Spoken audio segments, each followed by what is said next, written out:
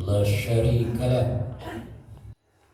وأشهد أن محمدا عبده ورسوله صلى الله عليه وسلم لا نبي بعده أرسله إلى الناس كافة بشيرا ونذيرا وداعيا إلى الله بإذنه وسراجا منيرا اللهم صل وسلم على محمد وعلى آله وصحبه أجمعين ومن تبعهم بإحسان إلى يوم الدين. أما بعد فيا عباد الله أوصيكم وإياي بتقوى الله قد فاز المتقون. يا أيها الذين آمنوا اتقوا الله حق تقاته ولا تموتن إلا وأنتم مسلمون. أعوذ بالله من الشيطان الرجيم. ربي هب لي حكما وألحقني بالصالحين. ربي هب لي من الصالحين. Ya Rabb, tuntunlah aku dengan hukum,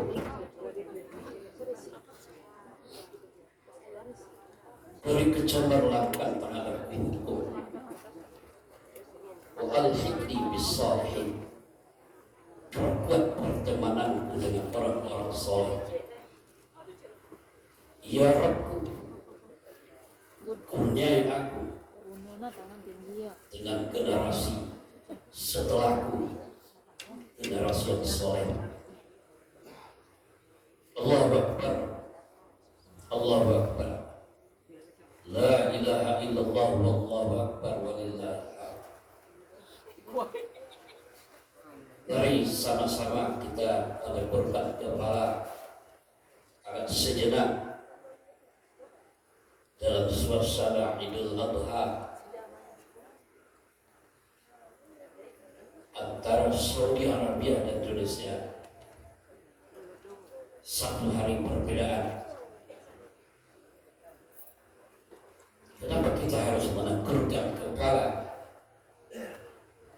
Perbedaan bukan perpecahan.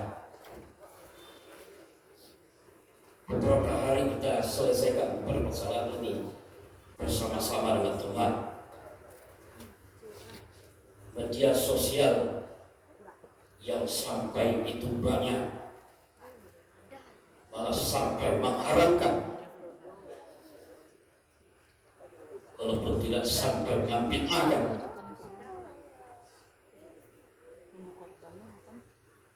Lalu kita kritisi bersama-sama.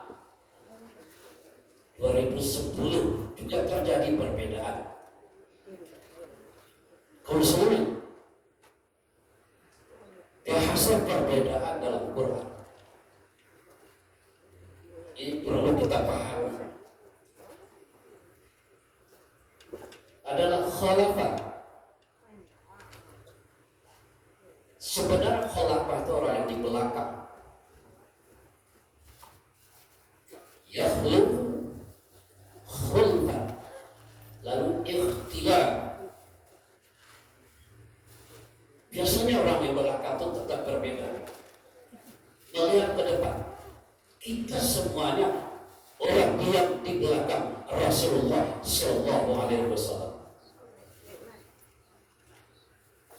Sama Bapak Ibu melihat saya berpakaian putih, tapi apakah pakaian putih saya sesuci hati saya? Tidak akan bisa Bapak menilai. Wallahu a'lam bishawab. Maka beragama bukan pakaian. Maka beragama itu adalah waqtasimu bihablillahi jami'a. Apa arti waqtasimu? Mufassir mengatakan tamassaku bi kitabillah wala tafarraqu, bukan wala tatakhallafu. Jadi berbeda, itulah kita terjemahkan al-khilafiyah. Saya sampaikan tadi, subhanallah walhamdulillah wa la ilaha illallah wallahu akbar.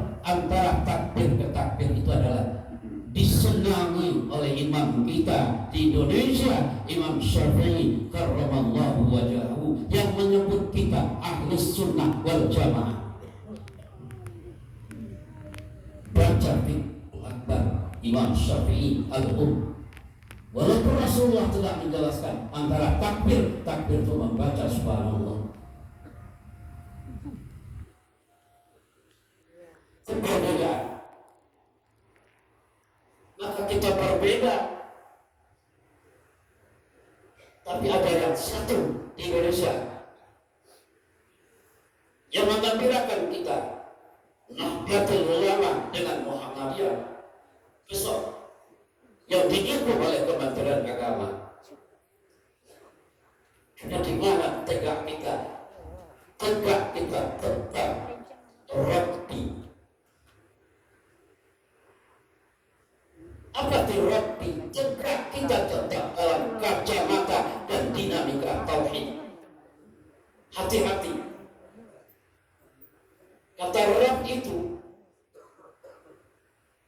itu sering kita baca dalam surat Al-Fatihah. La salata liman lam yaqra bi Fatihatil Kitab. Salah satu adalah Alhamdulillah Rabbil Alamin. Mungkin Rabb kita belum sesuai ucapan dengan perbuatan kita.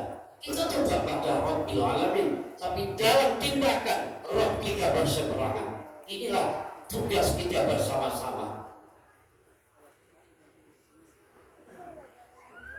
Di mana tugas kita bersama-sama?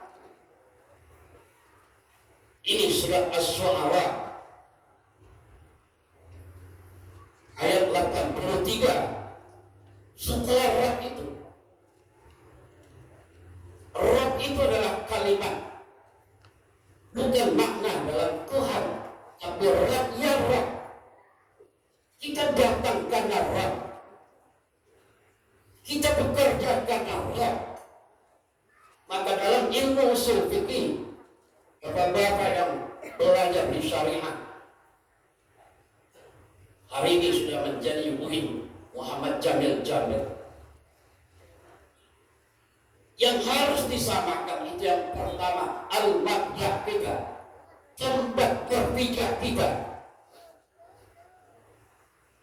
Bapak datang ke sini tempat berpijak Rabb.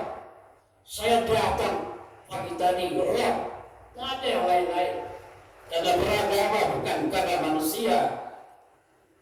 Beragama bukan karena maaf catatan Saudi atau karena Muhammadiyah dan NU, tapi beragamalah karena Rabb. Tapi ormas kita boleh Muhammadiyah, boleh NU, boleh dari Saudi Arabia. Maka hati-hati ketika kita mengatakan la raiba fihi, itu adalah fa'allafa baina qulubikum fa'asbahtum bi ni'matihi ikhwana. Satukan hati. Mungkin Rabb kita sudah jelas satu, tapi hati kita belum satu. Musibah datang bersilih berganti, tapi berapa sikap kita menilai musibah? Kemarin Gunung Merapi masih menghembuskan letusan, tadi mungkin meletus juga, tapi itu sunatullah. Tapi sikap kita, kenyamanan kita, sayang kita, Rabb kita, Rabb Merapi itu juga Allah, Rabb kita juga Allah. Sejalankah cita-cita Merapi dengan cita-cita kita sebagai hamba Allah? Belum. Saya bukan pendaki gunung, tapi saya pencinta gunung. Saya orang Batu Sangkar, Pasir Lawas 79 Galodo. Saya saksikan sendiri. 2009 Galodo, saya lihat sendiri. 2024 Galodo, saya lihat sendiri. Tapi kesadaran masyarakat terhadap Rabb bukan meningkat, malah menipis. Lihat bapak-bapak, bulan Ramadan saya pulang, orang ada anak-anak muda singgah dari masjid, sudah tarawih di sebuah kedai, memainkan HP. Saya tanya, apa ini? Ya, jangan tanya, inilah disebut judi online.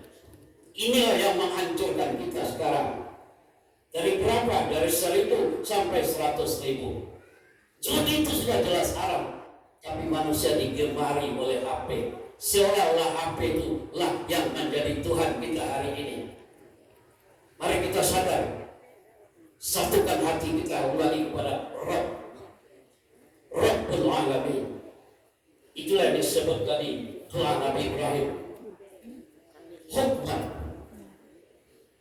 Kita baca, saya bukan ahli dan ulama. Hukman itu dari hakama atau dari hakimah. Makna pertama itu adalah al-ilmu. Jadi ketika kita kenal dengan Rabb adalah dengan ilmu. Ilmu tentang Rabb itu adalah ilmu tauhid dan mentauhidkan ilmu. Kita kenal dengan Asmaul Husna, kita kenal dengan sifat 13 atau sifat 20, tapi belum sejalan dengan mentauhidkan ilmu tauhid itu dengan keseharian kita. Maka ada kritisi, dia bercerita kata Asmaul Husna bukan dendam, Asmaul Husna bukan nyanyi, tapi Asmaul Husna itu adalah kalimat tauhid. Yang diperintahkan tentang tauhid adalah fa'lam annahu la ilaha illallah. Berilmu tentang Allah, bukan berdendam. Kata dendam itu adalah zayyin. Kita terbalik hari ini. Maka ulama Sumatera Barat sedang mengkritisi terhadap majelis taklim yang melombakan Asmaul Husna. Tidak akan ada faedahnya itu. Tapi kalau dibaca walillahil asmaul husna, masukkan ke dalam hati kita yang dibaca, lalu amalkan apa yang dibaca, lalu bertahan dan perjuangkan apa yang kita baca. Itu yang disebut asmaul husna. Itu yang hukum. Itu yang hukum ilmu. Kita gendang-ganding. Maka kritisi orang, takut orang masuk dan berpikir sarjana hukum. Kenapa harus takut? Melihat praktisi hukum di KPK dan praktisi hukum di mahkamah, itu kan pribadinya. Dia tidak berilmu dalam memutuskan hukum. Itu jawabnya. Ketika dia punya ilmu tentang memutuskan hukum, pasti yang dilu huwa aqrabu littaqwa, tegakkan keadilan. Hukman. Mari kita menjadi orang-orang bukan menghukumi, tapi orang-orang yang mengadili. Kalau menghukumi itu kadang-kadang salah, kadang-kadang bisa benar, tetapi ketika mengadili itu pasti tegak kebenaran. Indonesia masih gonjang-ganjing di dalam menegakkan keadilan. Almarhum Syafi'i Ma'arif mengatakan, sila yang sudah menjadi almarhum ketika beliau hidup adalah sila kelima, keadilan sosial bagi seluruh rakyat Indonesia. Maka supaya sila kelima jangan menjadi almarhum, mari sama-sama kita tegakkan keadilan. Bagaimana menegakkan keadilan? Wa al-hikmi bis-sholihin. Pertemanan kita, perkawanan kita, komunitas kita harus mengarah kepada kesolehan. Pertemanan kita, perkawanan kita, komunitas kita, gerakan kita harus gerakan kesolehan. Baik soleh secara individu, silakan. Apalagi soleh berbangsa dan bernegara, apalagi soleh di dalam rumah tangga. Karena menegakkan hukum dan menuntut kesolehan itu prosesnya sangat panjang. Cita-cita kita sangat panjang. Cita-cita beragama bukan berarti seperti simsalabim, tapi cita-cita agama as-sa'adah fid dunya wal akhirah. Bahagia kita di dunia, apalagi bahagia kita di akhirat. Melalui apa? Iza mata ibnu Adam inqata'a amaluhu illa illa min salasin. Satu yang pertama, sedekah jariah. Gemar memberi. Saya tiap hari di rumah kedatangan orang yang meminta-minta. Kita tidak boleh mencela orang yang meminta-minta, tapi mendidik mereka untuk tidak meminta-minta, itu tugas kita. Maka fa'amma sa'ila fala tanhar, bukan tak boleh memberi, tapi didik orang yang meminta-minta itu supaya tidak meminta-minta. Jenjang 40 itu datang dari sebuah negeri, tapi kalau saya sebutkan negerinya yang telah menjadi tradisi untuk suka meminta-minta. Nanti Bapak Ibu survei negerinya mana, tidak perlu itu kunjungan. Kadang-kadang meminta-minta itu adalah sebuah hobi. Maka 2 orang saya nasihati, jangan masuk. Saya lihat tubuh Anda kuat, saya lihat visi Anda kuat. Kenapa tugas Anda meminta-minta? Itu satu. Lalu saya lihat suratnya, semuanya palsu. Pak, Iko kan ada hobi siapa? Jadi orang meminta-minta karena malas. Maka umat Islam sedekah jariah itu adalah jangan malas. A'udzubika, kata Rasulullah, minal kasli wal bukhli, saya berlindung daripada malas dan bakhil. Maka memberantas kemalasan, diterjemahkan sedekah itu dalam bentuk yang sangat representatif. Di sebelah saya ada SD. Lalu saya survei, karena saya sudah pensiun. Karena tidak terdengar Asmaul Husna, tidak terdengar hal-hal yang baik, padahal itu selami bekal. Yang terdengar bagi saya itu adalah sorak-sorai. Apakah ini kurikulum tadi, kata saya. Yang terdengar bagi saya adalah sorak-sorai, lalu berjoget-joget. Mulai jam 7:30 sampai 8:30, anak-anak didik yang menjadi generasi ke depan 1 jam dididik dengan joget. Alhamdulillah, kita diajar dulu dalam pendidikan yang sangat sederhana, bukan joget, tapi dengan kalimat-kalimat la ilaha illallah. Maka satu kala la ilaha illallah kita kembali dalam bentuk tahlil, dalam bentuk talqin, dan dalam bentuk tahtim. Allahu Akbar, Allahu Akbar, la ilaha illallah, wallahu akbar, walillahil hamd. Inilah perjuangan Ibrahim, Ismail, Siti Hajar. Kalau garis lurus, hari ini semua jemaah haji sudah berada di Mina dalam rangka bukan melampiaskan hawa nafsu, tapi melakukan sunnah yang dicontohkan oleh Ibrahim, namanya melempar Jumratul Aqabah. Ada teman yang seolah-olah melempar itu melampiaskan hawa nafsu, padahal yang dibaca Bismillah, Allahu Akbar, santai saja, santai. Tapi ada teman yang seolah-olah membunuh iblis. Tak bisa dibunuh iblis, karena iblis itu ada di mana-mana, setan itu ada di mana-mana. Makin tinggi jabatan kita, setan itu makin tinggi pula daripada kita. Makin rendah kita, rendah pula setan. Tidak, kerendahan kita setan bertambah tinggi. Makanya isti'azah kita bukan dalam makna membaca, tapi betul-betul berlindung kepada Allah. Itu ada makna sedekah jariah. Yang kedua, al-ilmu yuntafa'u bih. Gerakan kesolehan adalah gerakan ilmu. Kita khawatir ke depan.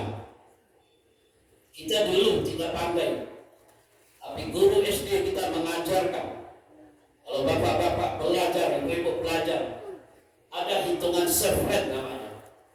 Saya paling bodoh tentang itu, tapi dituntun oleh guru bagaimana menyelesaikan perhitungan sefren itu. Hari ini anak-anak hanya tahu 2 tambah 2 4, tapi 4 itu bagaimana proses menjadi 4. Kita diajarkan dulu bukan hasil, tapi proses mencari hasil. Itulah beda kurikulum masa lalu dengan kurikulum sekarang. Anak diajar. Hari ini pulang panjang ada sekolah yang tidak melakukan kegiatan PBM karena gempa, karena golodo, karena lain, belajar langsung. Kemarin saya mengambil rapor. Saya tanya kepada kepala sekolah, adakah anak yang tidak naik? Ya, Mama, semua anak naik. Semua anak naik. Saya tanya, ketika kita dulu merah saja agama, merah saja akhlak, merah saja tidak naik. Sekarang naik semua. Pantas generasi ke depan, karena nilai itu banyak nilai yang direkayasa. Anak saya guru, 2 jadi guru. Berapa nilai asli? Katakan kepada sekolah, inilah hasil asli daripada seorang murid.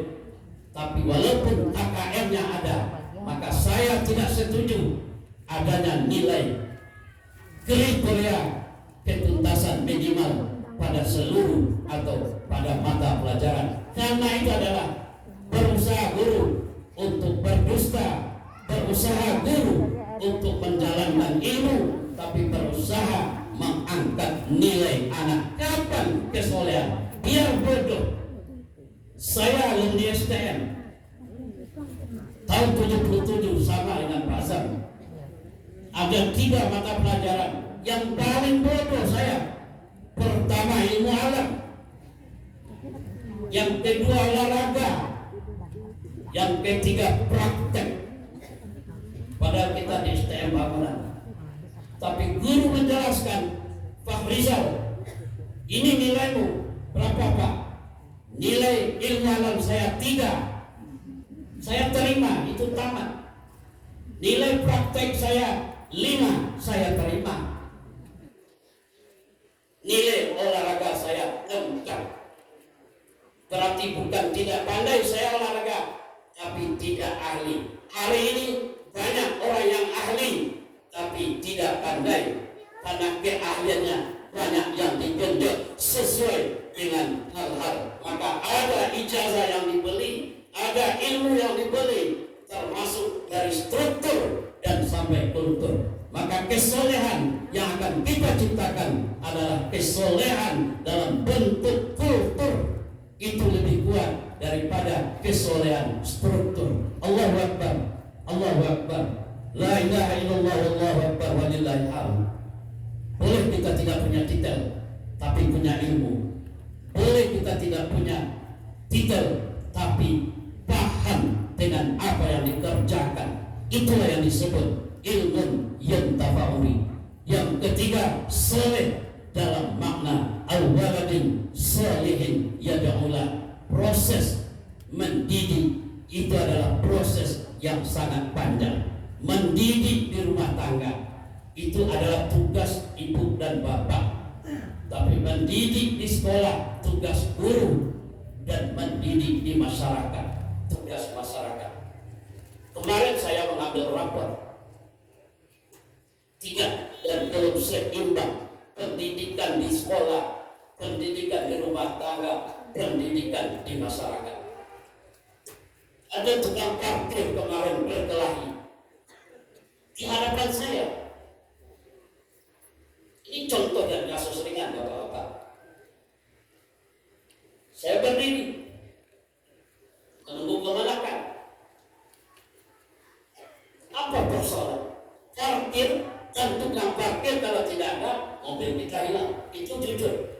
Tapi semua tukang parkir, apakah punya ilmu, apakah soleh? Wallahu a'lam bishawab. Ada yang parkir mobil mewah-mewah, ada yang diparkir Honda mewah.